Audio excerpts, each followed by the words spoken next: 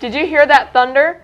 Both the Storms and the teams are making headlines this week. Thanks for joining us. I'm Melissa Carter, and this is ENN Now. And I'm Jocelyn McKee. All eyes are on the NBA this week, and there are multiple stories to be watching beyond just 2 wins. For details, here's ENN Sports Director JJ Stinn. The OKC Thunder are moving to the second round of the NBA playoffs. Coming off a sweep and about 9 days of rest, OKC will have a heavyweight matchup against the Denver Nuggets, who will only have 1 day of rest after a Game 7 series against the Clippers. This series will feature the 2 frontrunners for MVP the past 2 years, Nikola Jokic and Shai Gilgeous-Alexander.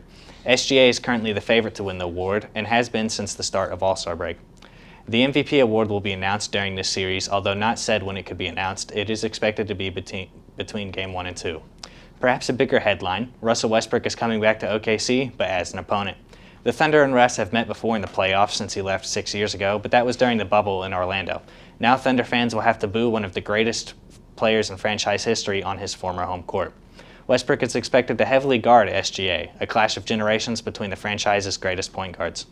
Game 1 will be on Monday night in the Paycom Center with the entire arena blacked out. It will be the first in OKC's history. The Thunder will be using their Alt Court and City Edition jerseys along with black shirts for the fans.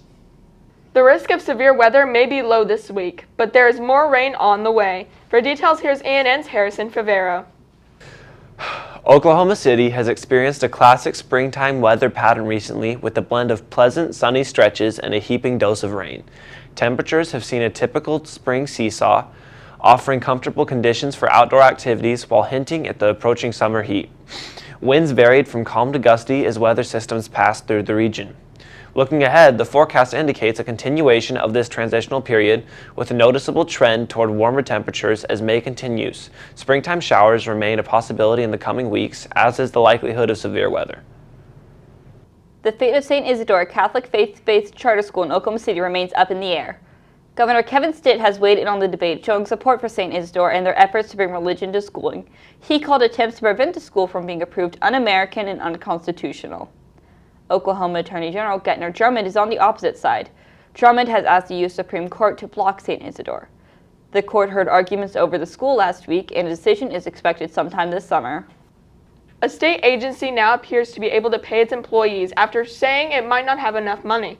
The Oklahoma Department of Mental Health and Substance Abuse Services said they will be making payroll as scheduled. The department will continue to work with the legislature and to ensure that there will be no more interruptions of care for Oklahoma citizens.